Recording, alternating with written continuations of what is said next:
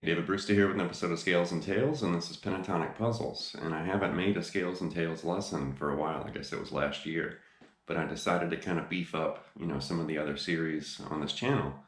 And Scales and Tales definitely looks at scales and modes and fingerings and the fretboard and kind of helping you get more acquainted with scales. And I did do a pentatonic mastery last year, so I'm not going to review that material. But we are going to talk about, the fretboard, pentatonic positions, and some different approaches to help you kind of map out the neck. And this is, very important, but it's commonly overlooked or misunderstood. And it's hard. You really have to look at the fretboard differently. You have to think about notes and how they connect. And this is tough. And I know it's tough because it was hard for me.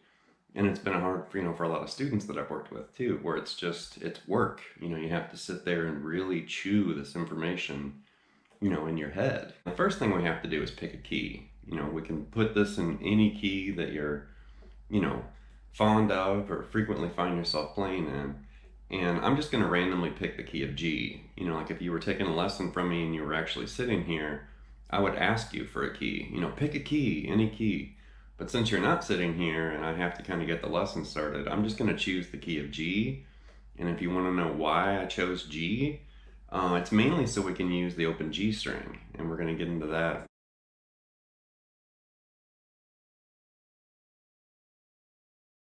So G minor pentatonic, the box is right here.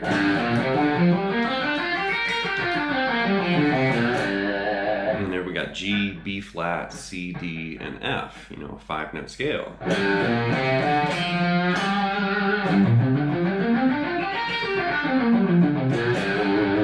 And all we're going to do is we're going to focus on the middle of that scale, the D and the G string. So we're going to focus on this F, G, B flat, and C right there. All right, so target that 4-note, pattern. And we're going to start picking up the D and the G string in all 5 positions. If we think of the box as shape 1 or position 1 of the pentatonic scale, if we move back, this would be shape 5, and we're going to include some open strings right there on the D and the G.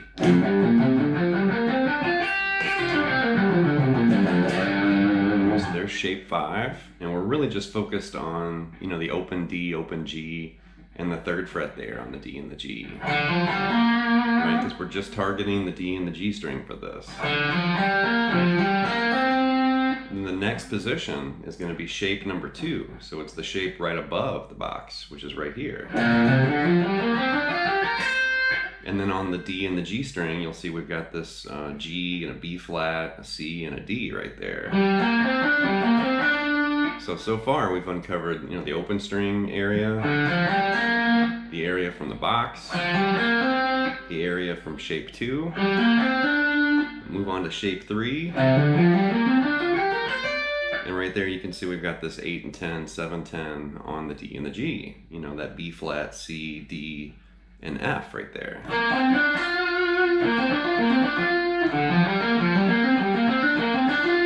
Next we've got position 4, and we've got the C, D, F, G on the D and the G. And now if we go up another position, we're basically repeating, position 5 that we had down here. But now we're all the way up here. So we've got this 12 and 15 kind of spread. And then one more position higher is the box again, an octave higher. And we're back in that 15, 17 spread. So right there we just mapped out all 5 positions of the minor pentatonic, and we uncovered what happens on the D and the G, and it really does kind of connect on the fretboard, almost like pieces of a puzzle. Once you see what we're kind of doing there, you can start weaving and mixing and matching those different fingerings and shapes together on those 2 strings. In this idea, we're really just going to ascend 4 notes and then shift and then descend 4 notes. So we're going to alternate back and forth like this. And then we're kind of climbing up, all 5 positions.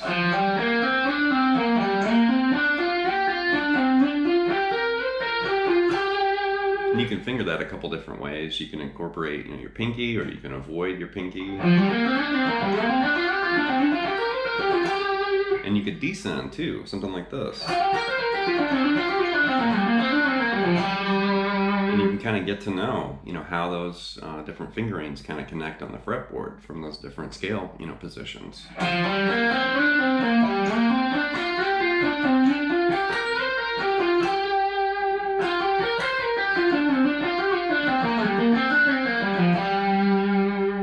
So if we include the open D and G, you can create a sequence like this.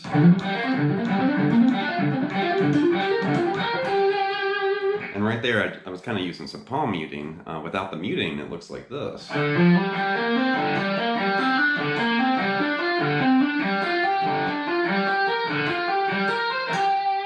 I'm just kind of moving my way through G minor pentatonic, but I'm using those open strings, kind of as a passing tone, or to kind of roll, with those hammer-ons.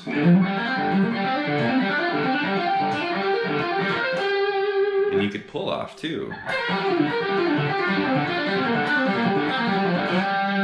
And just come up with different variations and licks, using that as a template or a guide. If you want to get creative, you could use some hybrid picking and kind of chicken pick through it like this. And there we're basically sidestepping through each, scale. So I'm grabbing one note on the D and one note on the G, and then pulling off to the open G. Like that.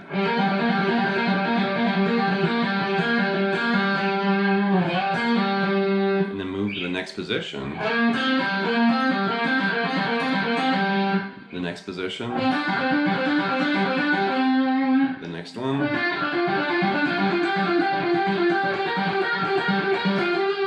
That's a cool sequence. You can kind of fly through all of them, or you can kind of hesitate or pause, on the way up.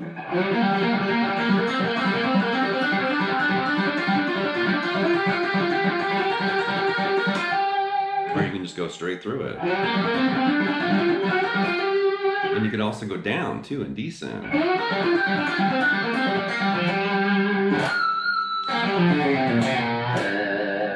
Now, if you're really feeling crafty, you can tap your way through it and kind of do a mirrored tapping idea, something like this. And right there, I'm basically doubling up on the D and the G and doing a double 10, double 12, double 15, and double 17 tap.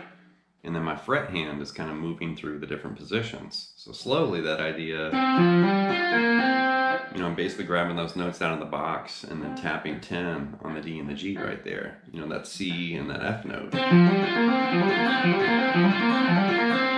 Then move to the next position and you're going to tap D and G right there on the 12th fret. Move to the next position and you're going to tap that F and B flat right there on the 15th fret. And then move to the next position and tap the G and that C note on the 17th fret. If you put all that together, you got a wicked tapping lick. And once you've kind of mapped out the fretboard, and kind of targeted those two strings, you can start to include other strings and kind of flesh out more of the scale. And this is really just giving you a different view of the neck and a different way of connecting those scales. And you could do sequences, something like this. It's pretty simple, but it really is kind of helping you see a different way of traveling and connecting those scales.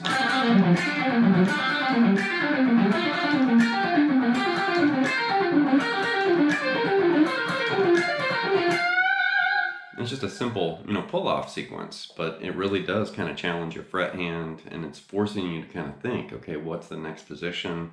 What's the next, fingering that I have to add to the scale? And here we're just grabbing, notes on the B string. And then move to the next position and do it again. The next position, do it again. Do it again. Again. And then stop right there on the box.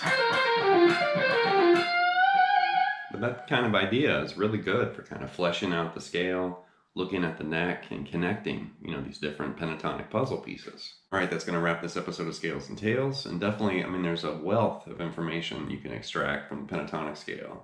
As Paul Gilbert has nicknamed it, the scale that wouldn't die. And it's just endlessly, useful. It's very popular and very common, of course, too. But it's a very, important scale to really have under your belt. And I mean much more than just learning the five positions and learning, a handful of licks. It really can kind of help you understand other scales and modes. It helps you kind of lock in the fretboard and kind of unlock, some of those mysteries as far as connecting and shifting and moving around the fretboard. So I definitely hope you get something out of this, and you can continue to make more licks and variations and sequences and kind of pentatonic workouts. You can incorporate different strings, you can move to different keys, you can do a lot of different things with some of these ideas. Well, leave some feedback and some comments. Please subscribe to Late Night Lessons, and I'll be back before you know with more content and material. Thank you.